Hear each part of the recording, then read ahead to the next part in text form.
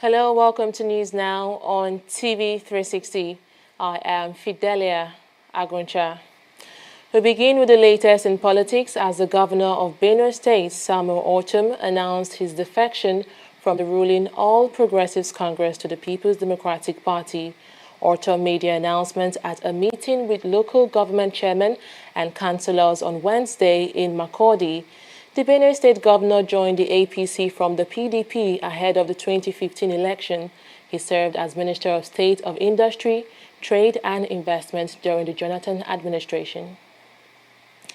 Meanwhile, a majority leader in the House of Reps, Femi Gbajabiamila, has asked the APC leadership to commence a legal case against the defected members of the National Assembly. 52 lawmakers left the party on Tuesday, with majority heading for the opposition People's Democratic Party. In the Senate, 13 lawmakers defected to the PDP, while 2 defected to the Action Democratic Congress, while in the House of Reps, 32 lawmakers left for the PDP, while 4 left for the ADC. The defections forced the Reps leader to call for a press conference where he asked the party to ensure that the defectors vacate their seats. In Section 68 has addressed this issue. Members on the floor on both sides of the aisle try to interpret this section the way it suits them. But unfortunately, that section has already been interpreted by the Supreme Court of Nigeria.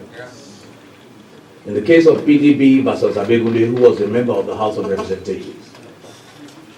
And the meaning of division has been clearly stated by the Supreme Court.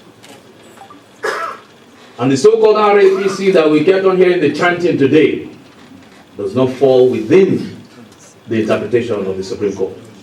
Therefore, we will be encouraging the party to take the necessary steps, not because we are against our members, but so that we can further continue to entrench democracy.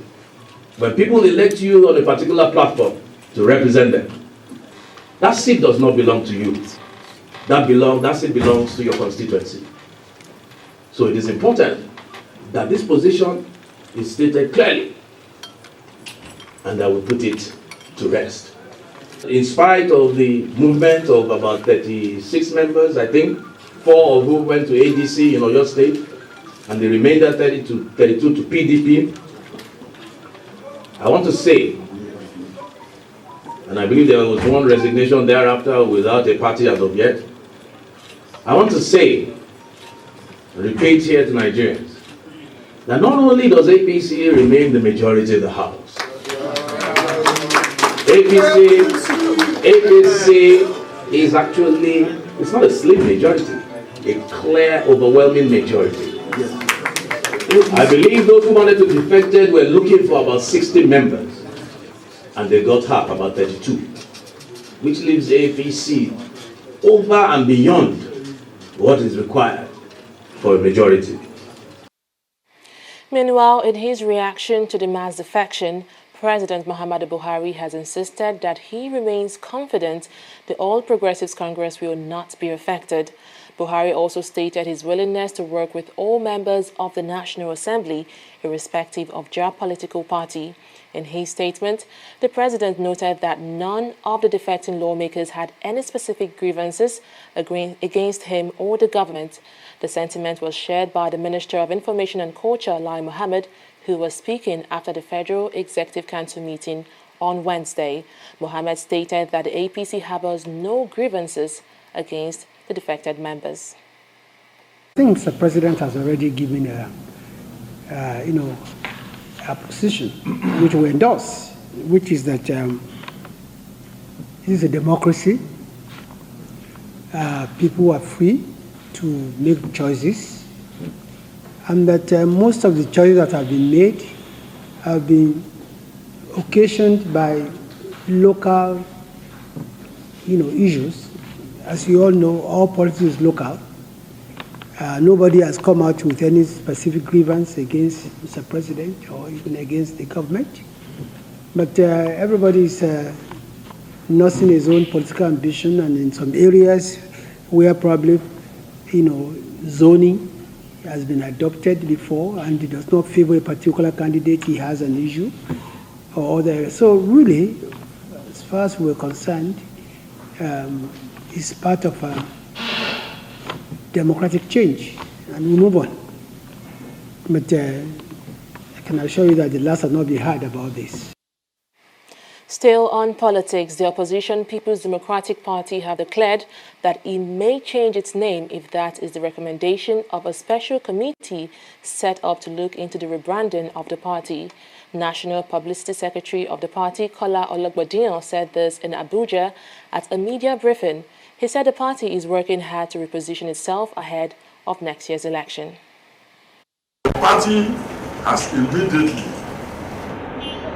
instead a committee on harmonization, and the responsibility of the harmonization committee is to commence the process of the possibility of a change of name as part of our efforts to rebrand our party and to reposition it for the 2019 election. So we await the outcome or the returns of the harmonization committee. To security now, President Muhammadu Buhari has sworn in a former Inspector General of Police, Musiliu Smith, as chairman of the Police Service Commission. Smith will succeed another former IGP, Mike Okiro, as the new chairman of the commission. The swearing-in ceremony took place before the commencement of the meeting of the Federal Executive Council, presided over by President Buhari.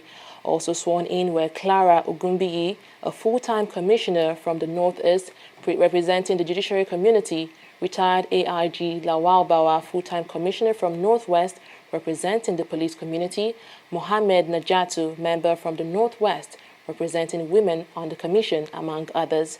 Festus Okoye was also sworn in as National Electoral Commissioner of INEC. Meanwhile, in response to the allegations laid on them, the Nigerian police have said that there was no authorized deployment of police officers to besiege the residence of Senate President or his deputy, as reported in the media, adding that the issue was stage-managed. In a statement by the police spokesperson Jimoh Moshood, he stated that the police officers seen in pictures in the media were those in the convoy of the Senate President and others attached to him and his residence. Moshood also said that the Inspector General of Police, Ibrahim Idris, has however directed a thorough investigation to ascertain the facts in the episode. The police spokesman added that it's also absolutely untrue that the Senate President was harassed, threatened, or intimidated physically or otherwise by any police officer, either from the force headquarters or any other formation of the police. The Kwara State High Court in Ilorin has granted an interim bail in the sum of 10 million naira to Yusuf Abdul Wahab, the Chief of Staff to Kwara State Governor Abdul Fattah Ahmed. Abdul Wahab has been in police custody in Abuja since June 2, 2018, following a police invitation over his alleged links with suspects who carried out robbery attacks on commercial banks in Offa on the 5th of April. Justice M.O. Adewara granted the bail upon carefully considering the oral application for bail made on behalf of the governor's aide by his counsel and the response of the counsel for the respondent, that is the Inspector General of Police. The Chief of Staff had initially filed a motion on notice before a federal high court in Abuja, praying for an order granting him bail from the police custody on the grounds that he had been detained for longer than 24 hours, allowed by the law without charge. In Lagos, the State Police Command has urged members of the People's Democratic Party in the case to come forward with the evidence linked to the murder of Borishade Adeniyi, the Apapa local government chairman, at Igbosuku village, Etiosa local government area. The Lagos State Police spokesperson Chike Oti in a statement told the members of the party to report information claims to have been reported to some sections of the media to the office of the Deputy Commissioner of Police, Panti Yaba, for necessary action. He said that the command assures the party of diligent investigation. Meanwhile, some leaders of the party have urged the police to carry out thorough investigation to fish out those responsible for the killing. The secretary of the party in the state, Muiz Dosumu, made the appeal at a news conference in the southwestern state. The Lagos State Police Command appears to have rushed into an unreflective, tendentious, prejudicial conclusion.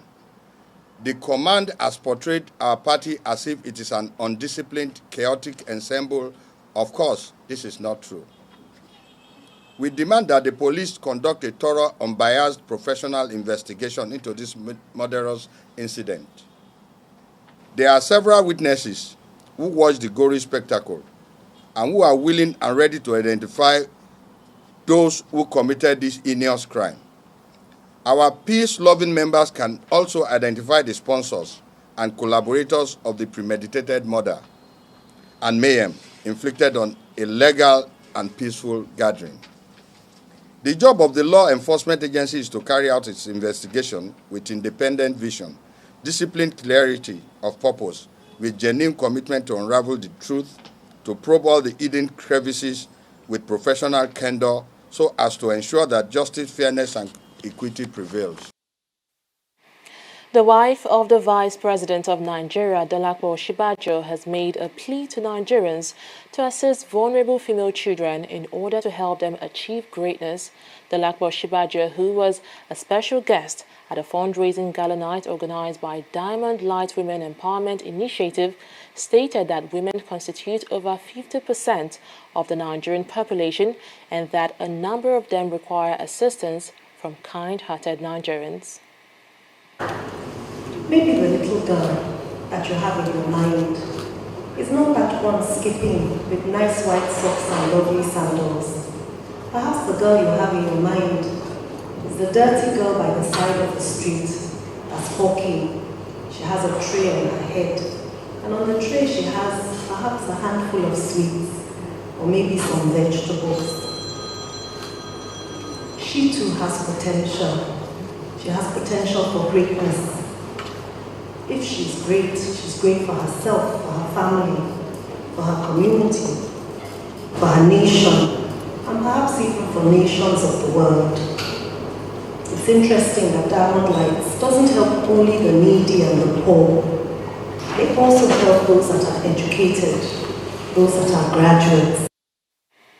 News Down continues right after this break. Do stay with us.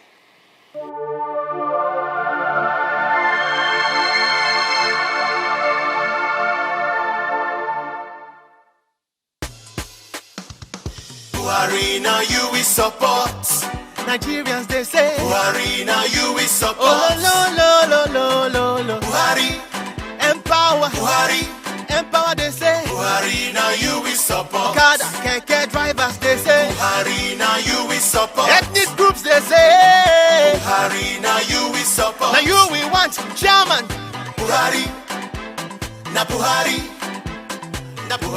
now you will support. Buhari, now you will support. Civil servants, they say Buhari, now you will support. Police call, they say Buhari. Farmers are saying Buhari. Market people are saying, Buhari, now you will support. Not too young to wrong be Buhari, now you will support. Now you're walking, Buhari, now you will support. Buhari, now Buhari, now you will support.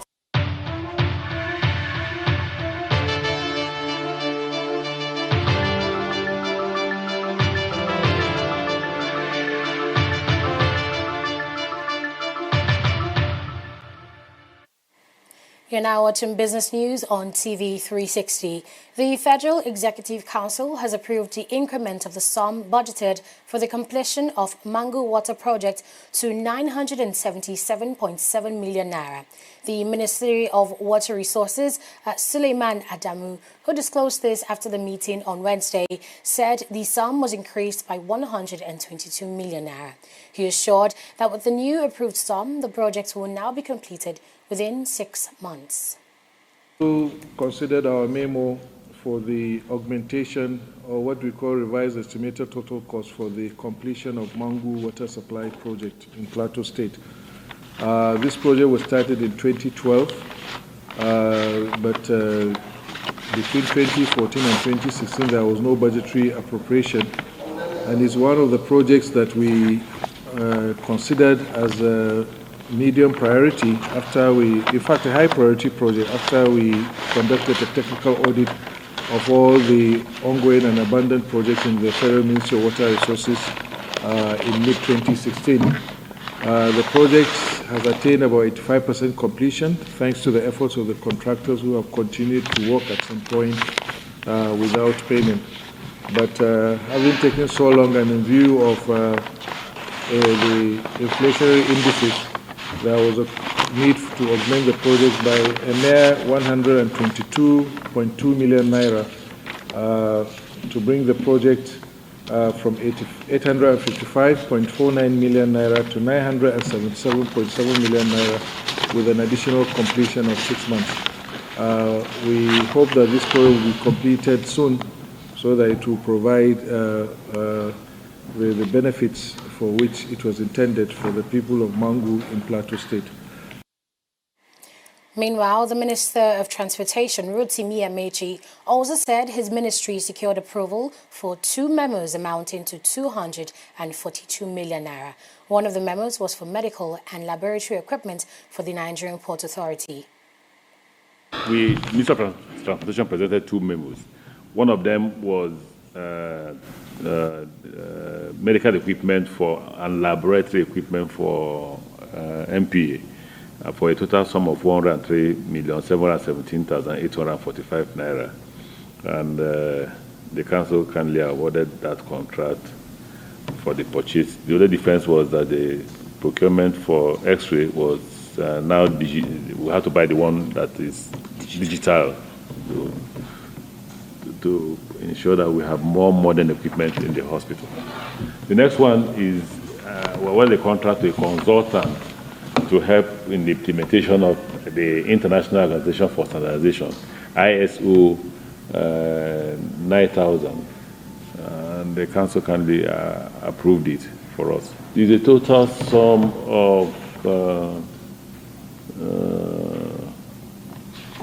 238,576,939 naira. In the oil sector, Nigeria and the Republic of Niger have signed a memorandum of understanding for the construction of a hydrocarbon pipeline and a petroleum refinery. The pipeline is to be constructed from Niger to Katsina State, where the new refinery will be sited. The MOU was signed on behalf of Nigeria by the Minister of State for Petroleum, Ibe Kachuku, while Famakaye Gado, the Minister of Energy for Niger Republic, signed on behalf of his country. In his speech, Kachuku gave details of the agreement. The essence of this project has certain features. The first, of course, is that it's going to be very private sector driven. It is one of those refineries, greenfield refineries, we're hoping will be funded by private sector. And you find some of the GAD members who are here present are people from the private sector who are meant to hopefully produce the funding that will enable this go forward. It is envisaged that government may or may not participate, but even if they do, will be at the very minimal participation level. The second aspect of it is that the feedstock for this refinery is coming from Niger, and the whole idea is to help unbundle the trapped nature of Niger crude, some of which we're not having access, quite frankly, to ready market outside. And so hopefully, the essence of this refinery will be that they will have, through the pipeline, a leg out for purposes of marketing, but more important, then encourage investments and exploration and further production in Niger. So you see that the future is one of 100 to 150,000 barrel refinery. And it's going to be on sort of a staged development, depending on how much crude were able to find in Niger. The third is that obviously the presence of the president here does emphasize that, is the guarantees that the government is placing on the side of investors to say we are solidly behind this, we're supporting it all the way, and hopefully we believe that their presence today will mean that the marketing aspects of the investment will go easier. Once the refinery is built, we expect that employment will improve, we expect that the income streams of both countries will improve, we expect that product availability, especially in downstream, will improve, and so some of the difficulties we're having in terms of meeting our product needs will reduce. We anticipate that if we find a requisite level of crude, we'll not only just do one by the border town, we're looking technically probably around Katsina, but also be able to expand that to Kaduna at some point, depending on the sort of volumes of crude that we find from Nigeria. Meanwhile, global oil prices edged higher for a second day on Wednesday after data showed U.S. crude inventories fell more than expected last week, easing worries about oversupply that have dragged on markets in recent sessions. Brent crude was up 57 cents at $74.01 a barrel, while U.S. crude rose 27 cents to $68.79 a barrel. U.S. crude inventories fell by 3.2 million barrels to 407.6 million barrels, compared with analyst expectations for a decrease of 2.3 million barrels. The market has also been supported by a report from the International Monetary Fund about skyrocketing inflation in Venezuela, limiting its ability to boost oil output.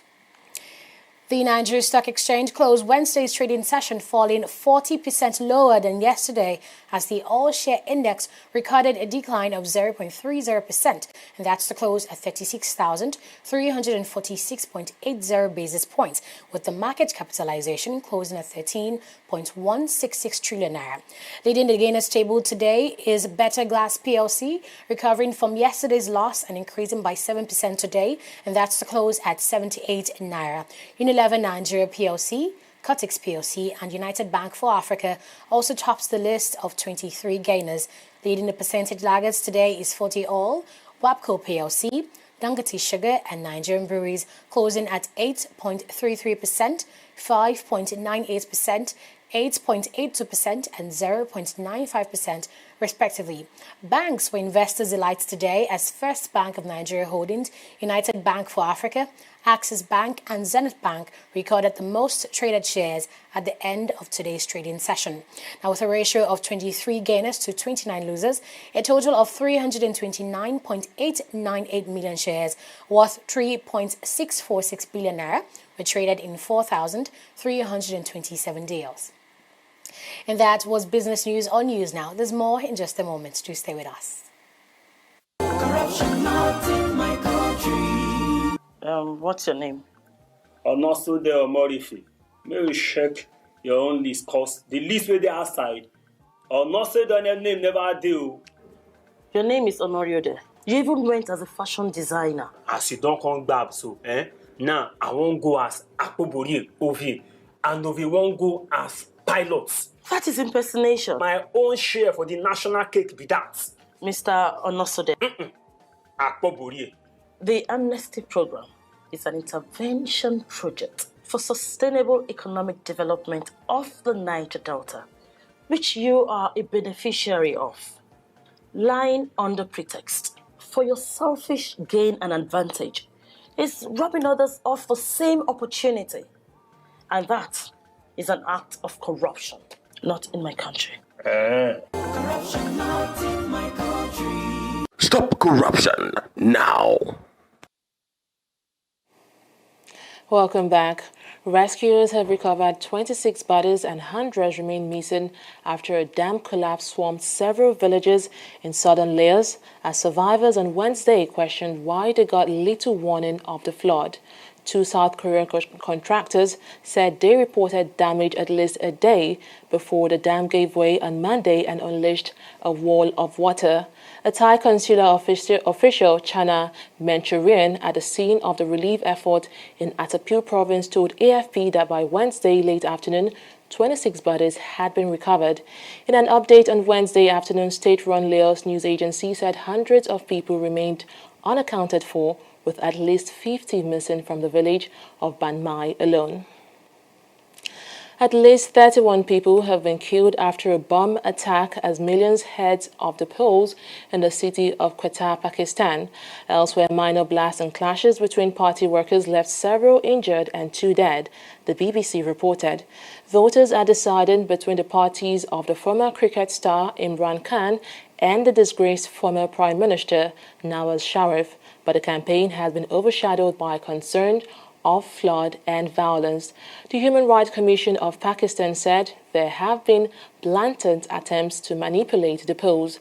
Khan has vowed to tackle entrenched corruption, but his rivals accuse him of benefiting from alleged meddling by the powerful military, which has ruled Pakistan for nearly half of its history. On to sports now. Confederations of African Football President Ahmed Ahmed has expressed great concern about the poor performance of 5 African teams at the just concluded FIFA World Cup. No African team reached the knockout phase of the competition for the first time since 1982. Nigeria, Senegal and Tunisia won a game each in Russia to put the combined record of African teams to just 3 wins in 15 games. The CAF members conceded 26 goals against 15 that were scored, with Morocco managing just a draw as their best result, while Egypt returned home pointless. Egypt and Liverpool striker Mohamed Salah is on the shortlist for the FIFA Best Men's Player of the Year award for 2018. Salah scored 46 times for club and country during 2017-2018 season, helping Liverpool to the Champions League final in his first season at Anfield. There is further Premier League representation in the form of Belgium duo Kevin De Bruyne and Eden Hazard. Other big names include Lionel Messi, Kylian Mbappe and Cristiano Ronaldo. Also World Cup winners Antoine Griezmann and Raphael Varane join international teammate Mbappe on the list, and Golden Boot winner Harry Kane is also included. Real Madrid midfielder Luka Modric also makes the final 10, but there is however no place for Neymar, who finished third in last year's voting. Lastly, Serena Williams feels she is being discriminated against by doping chiefs after being forced to take another drug test, but is happy to do her part to keep the sport clean. The former world number 1 launched another attack on the process on Twitter on Wednesday morning after claiming she had been unfairly targeted by U.S. anti-doping agency drug testers in June. She was surprised when a doping official turned up at her Florida home at 8:30 a.m. on June 14 and refused to leave despite being 12 hours outside the agreed time on her athlete whereabouts form. Well, that's been it on News Now on TV360. Thanks for watching.